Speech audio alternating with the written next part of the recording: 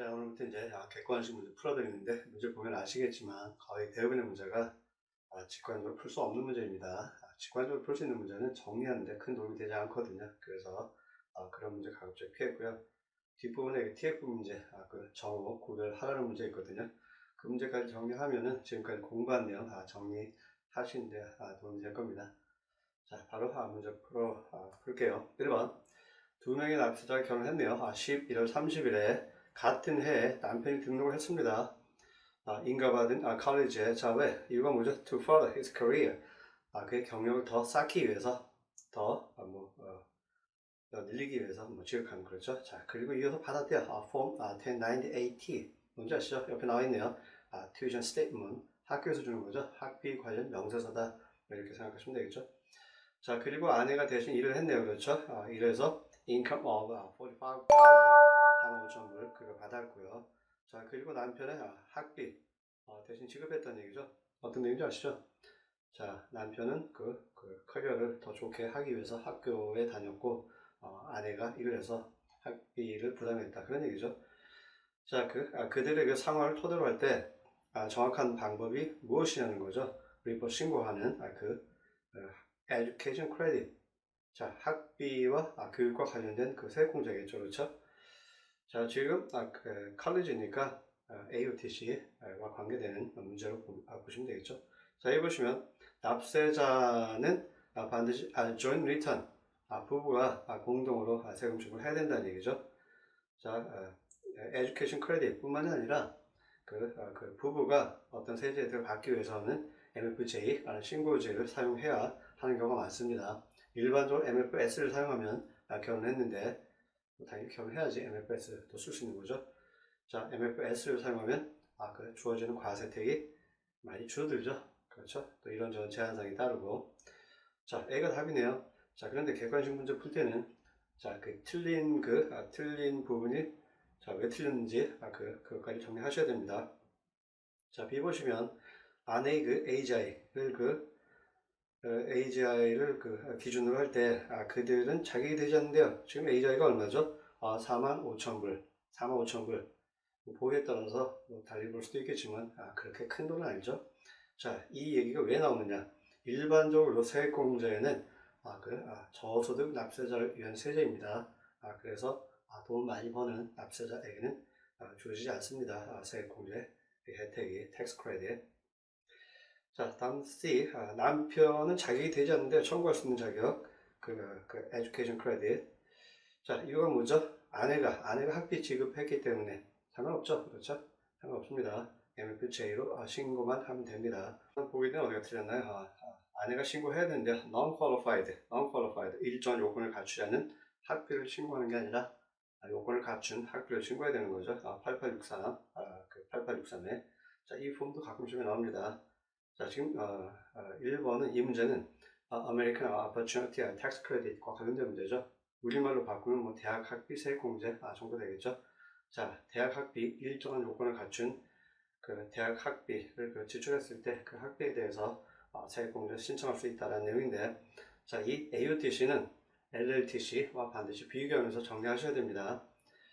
자, AOTC 같은 경우 1인당 첫 4년간 하고 학비와 관련된 세액공제죠. 그렇죠? 자, 얼마까지? 2,500불까지인데, LLTC 뭔지 아시죠? Lifetime Learning Credit 얘기하는 거죠. Tax Credit. LLTC 같은 경우는 1인당이 아닙니다. 학생 1인당이 아니라 신고당입니다. 신고당 얼마까지? 2,000불까지. 완전히 다르죠. 그리고 대학 학비 아니어도 되죠. LLTC는 우리말로 굳이 바꾸면 평생 교육 세액공제 정도 되겠죠. 따라서 대학 관련 학비 아니어도 됩니다. 자, 그리고 1,000불까지는 환급도 가능하고요. AOTC는. 그런데 LLTC는 환급이 되지 않는 세액공제입니다. 자, 이런 식으로 비교하면서 정리하셔야 돼요. 자, 지금 해설에 몇 번인가요? 5번 보시면, 방금 5번 보시면 MFS 신고지기 선택하면 부부인데 AOTC 신청할 수 없다. 이 내용 문제 나왔었죠. 자, 그리고 교재 Refundable Tax Credit 몇 가지 다 정리해 놨습니다. 이런 문제 나옵니다. 다음 중 환급이 가능하지 않은 세액공제는 이런 문제가 나오기 때문에 정리하셔야 됩니다. 대부분의 그 세액공제는 환급이 되지 않죠. 그렇죠? 환급이 가능한 세액공제는 그렇게 많지 않습니다. 자, 다음 문제 2번 문제입니다. 그 납세자에게는 자녀가 한 명 있네요. 그렇죠? 나이가 24살인데 자, 24살 미만이죠. 정확하게 따지면 그렇죠. 그런데 풀타임 학생이니까 부양가족 자기가 갖출 수 있죠. 나이만 본다면. 자, 그리고 2학년에 대학 2학년에 재학 중이고요. 그 학생이 청구될 거래요. 부양가족으로. 아직까지 문제 없죠. 그렇죠? 풀타임 학생이니까. 자, 그 납세자가 세금 신고할 때 부양가족으로 청구할 거다. 그런 얘기죠. 그 학생의 그 학비는 포함했대요. 8,000불. 이건 뭐죠? 튜이션 수업료. 그리고 4,000불은 기숙사비. 일반적으로 기숙사비는 적격 학비가 아니라는 거 기억하셔야 됩니다. 자, 그 학생이 받았대요. 5,000불. 장학금 받았네요. 자, tuition use only. 학비, 그러니까 수업료죠. 수업료에만 쓰라는 그런 장학금 5,000불 받았고요. 자, 무엇뿐만 아니라 자, 또 2,500불 더 받았는데 이건 to pay any of the students college expenses. 자, 이건 뭐 그 용도가 딱 정해진 건 아니죠. 그렇죠? 그냥 그 학비, 대학 학비에 쓰라고. 자, 그 납세자가 그 나머지 4,500불 부담했고요. 다음 보기 중 자, 옳은 것을 빨리 골라야 되겠네요. 그렇죠? 위에 정보를 토대로 해서 A 보시면 자, A와 B 동시에 보셔도 되겠네요. A는 학생이 청구할 수 있다. AUTC를. 자, B는 납세자가 청구할 수 있다. AUTC를. 자, A, B 둘 중에서 답이 나오겠죠? 그렇죠? 뒷부분 똑같죠? 자, 학생이 누군가 지금 부양가족이죠? 부양가족이 세액공제를 청구한다? 말이 안 되는 얘기죠? 납세자 본인이 청구하는 거죠? 자, B 맞는지 확인해 봅니다. 자, AUTC를 청구할 수 있는데 세금 신고할 때 자, 학비, 수업료에 대해서 3,000불에 대해서 그렇죠? 자, 그리고 학생은 신고해야 되는데요. 2,500불 받은 거 as income 소득으로 잡아야 된다는 얘기죠. 자, B가 맞네요. 그렇죠? 자, C, D도 어디가 틀렸는지 한번 확인해 볼까요? 자, C 같은 경우는 앞부분은 똑같죠. 3,000불까지는. 그런데 자, 납세자 본인도 학생도 신고하지 말아야 되는데요. 2,500불은 소득으로 잡지 말아야 되는데요. 당연히 틀렸고요. 자, D로 내려갑니다. 여기도 3,000불까지는 갔네요. 그렇죠? 그리고 자, 지금 and should 뒷문장의 주어가 더 taxpayer죠. 그렇죠? 납세자죠. 납세자 본인. 납세자 본인의 신고 그 소득이 아니죠. 그 2,500불 추가해서 그 장학금 받은 거. 그렇죠? 다음 문제 3번 문제입니다. 리가 샀네요. 그 첫 집을 뉴욕에 있는 첫 집을 샀습니다. 그리고 obtain the loan 대출받았다는 얘기죠. 75만 불. 자, 75만 불 중요하죠. 대출원금 75만 불까지 이자에 대해서는 한국별 공제로 공제할 수 있죠. 그렇죠? 자, 그가 이자 부담했겠죠. 납부했겠죠. 당연히 그 대출금에 대해서. 자, 이런 상황에서 그가 공제할 수 있겠습니까? 그 이자, 그가 납부한 그 이자를 공제할 수 있겠습니까? 당연히 공제할 수 있습니다. 만약에 가능하다면 자, 어디에서 공제할 수 있느냐? 스케줄, 어느 스케줄 사용해야 되느냐? 그거 묻고 있는 거죠. 당연히 스케줄 A가 되겠죠. 자, 그의 파일링 스테이터스는 MFS가 결혼한 모양이죠. 그러니까 MFS 신고지를 선택할 수 있는 거죠. 그렇죠? MFS는 결혼한 납세자가 따로따로 신고하는 거죠. 남편 따로, 아내 따로. 보통 사이가 안 좋거나 내지는 돈을 각자 둘 다 많이 벌 때 MFS를 사용하죠. 자, 답으로 바로 들어갈까요, 이건? 자, 답은 C죠. 그는 공제할 수 있습니다. 그 이자. 자, 얼마까지? 37만 5천 불까지. 왜? 자, 지금 MFS라는 신고지를 사용한다고 되어 있죠. 따라서 반탱이 되겠죠. 75만 불의 반탱. 37만 5천 불이 되겠죠. 자, 스케줄 A에서 무엇으로? interest you paid. 그래서 paid 중에 의미를 가집니다. paid. 좀 전에 얘기했지만 고지서가 이자 내라는 고지서가 날라왔다는 사실만을 공제할 수 있는 것이 아닙니다. 반드시 납부했어야지 공제할 수 있다는 거. 스케줄 A에서 스케줄 A가 한국별 공제 그렇죠? 한국별 공제 기재하는 스케줄이죠. 한국별 공제 시험에 자주 등장합니다. 정리해 놓으셔야 되죠. 그렇죠? 아이러마 디덕션. 자, 한국별 공제인데 자, 가끔 이런 문제 나오죠. 다음 중 항목별 공제 항목인 것은 어떤 문제죠? 조정 항목인지 항목별 공제 항목인지 구별하라는 문제죠. 그런데 조정 항목의 숫자 훨씬 더 많죠. 많죠. 그렇죠? 항목별 공제 그 수보다. 따라서 항목별 공제를 정리하시는 것이 수업 목적에서 훨씬 더 유리합니다. 자, 교재 방가로 해설해서 방가 위에 정리했죠. 그렇죠? 자, medical and dental expenses 의료비죠. 의료비 이것도 자, 항목별 공제 항목 중에 하나고요. 다음에 지방세 납부액이라고 되어 있죠. 지방세 납부액. 자, 다시 말해서 국세는 아무리 많이 납부했어도 항목별 공제 대상이 아니라는 얘기입니다. 지급 이자도 있고요. 또 자선 기부금,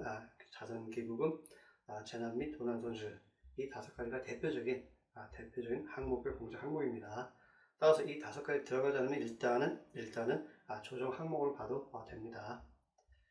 자, 다음 4번 문제, 기출문제를 살짝 바꾼 건데, 자, 박은 self-employed taxpayer, 개인 자영업을 하는 납세자입니다.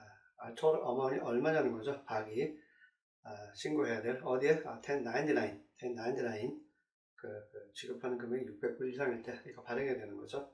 자, RA 비용의 토대를 둘 때 클레임이 청구된 어디에서 청구된? 스케줄 C. 자, 스케줄 C 무슨 스케줄이죠? 지금 박이 자영업자죠. 개인사업자. 자, 개인사업자 관련된 스케줄인데 사업 관련 어떤 소득이나 손실 기재하는 스케줄이 되죠. 자, 지금 변호사인데 첫 번째 비용은 변호사비인데 incorporated. 자, 로펌이죠. 그렇죠? 로펌인데 자, 600불. 일단 600불.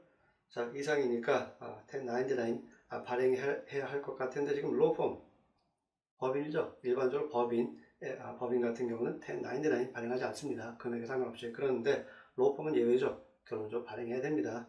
자, 600부터 시작하면 되겠네요. 다음에 사인 프린터. 자, 사인 프린터와 관련된 비용이 800불인데 가로 안에 보면 600불은 인건비고 200불은 재료비다. 의미 없는 얘기죠. 그렇죠? 중요한 건 금액이죠. 600불 이상. 따라서 이 800불도 더 해야 되겠죠.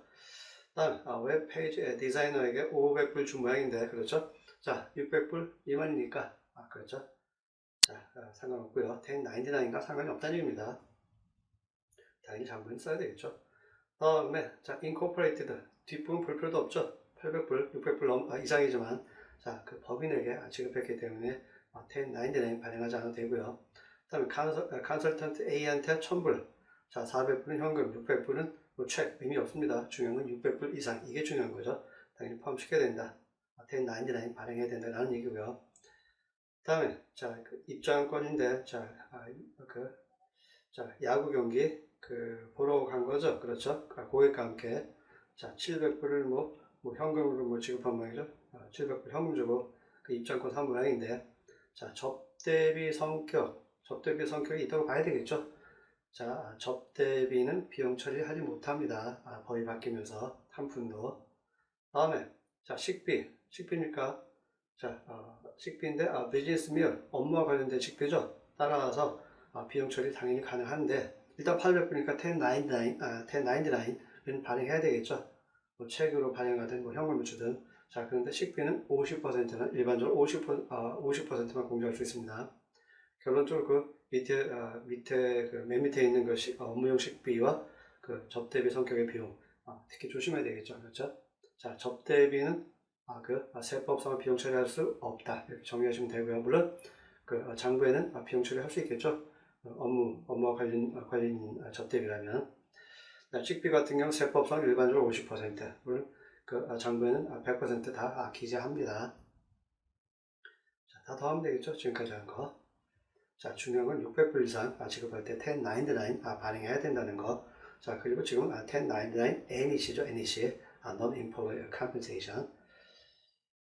자, 법률 회사 같은 경우는 발행해야 되고요. 자, 다음 5번 문제. 아래 항목이 신고되는데요. Mr. and Mrs. Kim's Joint Return. 보니까 Joint Return 공동 신고가 가능한 거죠. MFJ라는 신고지를 사용해서 신고한다는 얘기죠. 자, 미스터 김, 이 사람은 회사 다닌 모양이죠. 자, 근로소득 20만 불 있었고요. 렌탈 인컴. 자, 임대소득도 있네요. 25,000불. 자, 문제는 뭐죠? 컴퓨트 계산해보래요. additional, 추가, medical tax, 의료보장세 이거 계산해보래요. 그 과세연도의 계산할 필요 없죠. 왜? 지금 기준 금액도 안 되죠. 지금 MFJ라는 신고지를 사용해서 신고하는데 20만 불 밖에 안 되죠. 자, MFJ라는 신고지 있을 때 기준 금액 얼마죠? 25만 불입니다. 그럼 25,000불은 뭐냐? 렌탈 인컴, 언드 인컴이 아니죠. 따라서 의미 없습니다. 자, 메디컬 텍스는 언드 인컴에 부과되는 겁니다. 아시죠? 자, 교재 보시면 방과로 3에 정리해놨죠? MFJ일 때는 25만 불 이상일 때, 자, 25만 불 넘는 금액에 대해서 몇 퍼센트 붙죠? 0.9%의 세율로 부과가 됩니다. 추가 의료보장세. 자, MFS 같은 경우는 반대가면 되겠죠. 12만 5천 불, 25만 불, 반대가면 12만 5천 불이죠.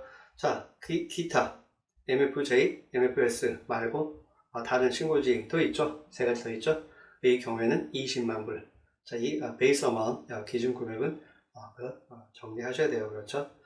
자, 일반적인 의료 보장세 세율이 몇 퍼센트죠? 1.45%입니다. 그런데 자, 이 기준금을 넘어가면 0.9%로 해서 세금 더 때리겠다 그런 의미입니다.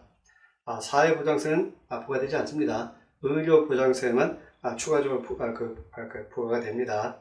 자, 사회보장세 같은 경우는 캡이 있죠. 그렇죠. 캡이 있기 때문에 추가 의료보장세 그런 거 없습니다. 2022년 현재 14만 7천 불이에요. 그렇죠. 14만 7천 불. 14만 7천 불까지만 소셜 시크릿 텍스가 부담되죠. 부과되죠. 그렇죠. 자, 파이크 텍스 알죠? 지금 파이크 텍스 얘기하는 겁니다. 소셜 시크릿 텍스나 메디케어 텍스나 파이크 텍스죠. 자, 다음 문제. 아래 모든 소득의 형태가 신고된데요. 폼 1099 A, C에 아닌 것을 골라야 되겠네요. except 그렇죠. 자, A는 대표적인 경우죠. non-employee 직원이 아닌 자에게 지급하는 보수가 600불 이상이면 1099 ANEC 당연히 발행해야 되고요. 자, B로 내려갑니다. 자, 누구한테 주는 거죠? physician or supplier or provider. 자, 의료 서비스의 공급자죠. 그렇죠. 공급자에게 지급하는 건데 600불 이상이면 그렇죠. 당연히 1099 발행해야 됩니다. 다음 C, cancel debt of. 자, 600불 이상인데 cancel de시죠. 취소된, 탕감된 채무죠. 자, 이 경우는 1099과 관계가 없죠. 그렇죠. 자, 채권자 입장에서 뭐 발행하죠? 1099 C, cancellation에서 C 따온 거죠. 그렇죠. 자, C 같은 경우는 1099 NEC가 아니라 C를 발행해야 되는 경우고요. 다음 D 같은 경우도 600불 이상이니까 그렇죠. 600불 이상이니까 보험금이지만 600불 이상이니까 당연히 1099 NEC 발행해야 됩니다. 7번 문제. RA 비용은 리의 medical expenses. 자, 의료비인데 자, 허용 가능한 의료비가 얼마냐는 거죠. 스케줄 A에서 한국별 공제, 항목 중에 하나인 의료비 공제 관련되는 문제인데 자, A자리가 주어져 있네요. 10만 불. 그렇죠. 자, A자리 기준 있죠? 몇 퍼센트? 7.5%를 초과하는 의료비만 공제할 수 있는 겁니다. 병원비 몽땅 다 공제할 수 있는 거 아니에요. 그렇죠. 자, 첫 번째 비용은 인슐린이니까 당연히 그렇죠. 당뇨병, 그렇죠. 당뇨병에 사용된 인슐린 값이죠. 따라서 당연히 공제 가능하고요. 다음은 이제 가발이죠. 가발을 사느라고 5,000불 썼는데 자, 의사 말 듣고 산 거죠. mental health, 정신적 건강을 위해서 아마도 who has lost all of his or her hair 머리카락 다 빠진 모양이죠. 어떤 병 때문에 키모 같은 거 생각하시면 되겠죠. 자, 당연히 가능합니다. 가발 사놓았은 돈이지만 한국별 공제 대상이 될 수 있어요. 그렇죠. 2,000불, 5,000불, 현재 7,000불입니다. 다음 수영 배우기 위해서 쓴 돈이죠. 이것도 똑같이 의사 말 듣고 수영 배운 건데 자, 이건 general head 수영 배우면 건강에 좋다고 하니까 수영을 배운 모양이죠. 자, 그래서 1,000불 썼는데 당연히 대상이 되지 않습니다. 한국별 공제 대상이. 다음에 acupuncture 침 맞은 거죠. 그렇죠. 마이그레인즈 편두통 때문에 침 맞은 모양인데 3,000불 썼네요. 가능합니다. 자, 한방 관련된 의료비도 한국별 공제 대상이 될 수 있습니다. 결론적으로 2,000, 5,000, 3,000 다 더하면 많이죠. 그렇죠. 자, 답이 D 아니죠. 자, 좀 전에 얘기했죠. A자의 기준이 있다고 몇 퍼센트를 넘어가야 된다고 그랬죠. 7.5%. 자, 10만 불에 7.5%는 7,500불인가요? 5만 불에서 7,500불 빼야 됩니다. 결론적으로 2,500불만 공제 할 수 있는 금액이 되겠죠. 자, 7.5%를 넘어가야 돼요. 8번 문제. 올리버와 소피아. 자, 세금 증거 공동을 합니다. 부라는 얘기죠. 자, 그들에게는 아들이 하나 있습니다. 그런데 풀타임 학생이고 나이 22. 문제되지 않죠, 나이. 풀타임 학생이니까 23살까지, 24살 미만. 자, 그리고 딸도 하나 있는데, 자, 장애를 가지고 있네요. 그렇죠? 나이는 26. 상관없죠? 장애를 가지고 있을 때는 물론 영구적인 장애가 되는 거죠. 자, 이럴 때 이 부부가 아들과 딸을 디펜던 부양가족으로 청구할 수 있겠느냐? ODC. 자, ODC 문제 아시죠? 기타 부양가족 공제, 세액 공제 이렇게 정리하시면 되죠. 자, 가능하죠. 그렇죠? 다음 B가 되겠네요. 그렇죠? 자, A는 not claim. 근데 B, C, D는 may claim. 따라서 B, C, D 중에 답이 있겠죠. 자, B 보시면 그 세액공제 청구할 수 있다. 왜냐하면 아들도 딸도 부양가족이기 때문에 맞는 얘기죠. 자, C는 자, 불완전하죠. 그렇죠? 딸만 불완전한 게 틀린 거죠. 그렇죠? 딸만 세액공제 대상이 될 수 있대요. 틀린 거죠. D는 틀렸고요. 그렇죠? 자, 기타 부양가족 세액공제 간단히 정리하면 한 명당 얼마죠? 500불까지죠. 그렇죠? 자, 나이는 18살 이상이어야 되고요. 자, SSN, 소셜 시크릿 넘버 없어도 되죠. ITIN 가지고도 청구할 수 있는 세액공제고요. 한국되지 않습니다. 자, 9번 문제, 아이는 62이고요. 메리트 결혼을 했네요. 그런 납세자가 세금 신고를 MFS라는 신고지를 써서 한다는 얘기죠. 자, 그리고 lives apart, 따로 산대요. 배우자와는. 자, 이럴 때 그 납세의 베이스만 기준이 되는 금액이 얼마냐는 거죠. 컴퓨팅 계산하는 데 있어서 세금이 부과되는 Social Security Benefit, 사회복지 혜택. 자, 사회복지 혜택도 세법에서 소득을 봅니다. 세금을 부과하겠다는 얘기죠. 그러는데 자, 일종의 약축을 병주는 거죠. 따라서 사회보장 혜택이 50%만 계산합니다. 무슨 일인지 아시겠죠? 100% 하기에는 미안한가 보죠. 그런데 사회복지 혜택 말고 다른 소득이 있을 수도 있겠죠. 그 다른 소득도 합해야 돼요. 자, 합한 금액이 일정 금액 넘어가면 세금이 부과될 수 있다는 얘기인데, 자, 교재 보시면 방금 1번 MFJ라는 신고지에 있으면 32,000불. 자, 이 금액이 넘어가면 합한 금액이 사회복지 혜택과 다른 소득을 합한 금액이 이 금액 넘어가면 세금이 부과될 수 있다. 그런 얘기입니다. 자, 기타 얼마? 25,000불. 그런데 여기서 조심할 게 하나 있죠. MFS 같은 경우. 자, 방금 2번 보시면 따로 살면서, 부부가 따로 살면서 MFS 쓰는 거 괜찮아요. 25,000불. 그런데 자, 방금 4번 보시면 같이 살면서 한 입을 덮고 살면서 MFS를 쓴다. 자, 일종의 괘씸죄에 걸린 거죠. 따라서 이때는 기준금액이 없어요. 다시 말해서 무조건 신고해라. 그런 얘기가 되겠죠. 그렇죠? 자, 일반적으로 25,000불입니다. MFJ만 32,000불.